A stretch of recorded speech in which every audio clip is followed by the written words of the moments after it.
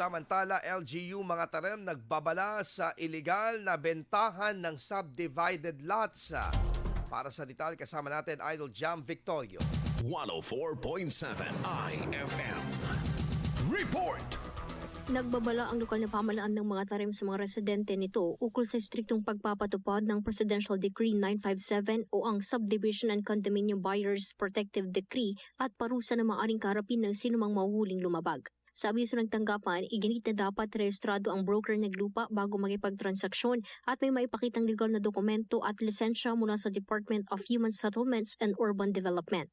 Kasabay nito ang paalala rin sa tamang reclassification ng lupa at ilang kaukulang dokumento at permit bago mapalitan ng klasifikasyon ng lupa kung ito ay commercial, residential, industrial o agricultural. Bukas ang tanggapan ng munisipyo upang gabayan ng mga seller o buyer ng lupa ukol sa tamang proseso ng pagbebenta o development upang maprotektahan ang mga consumer mula sa posibleng scam. Kasama mo mula dito sa IFM Dagupan. Ito si Idol Jam Victorio. Tatak, IFM. IFM News. IFM News. IFM News.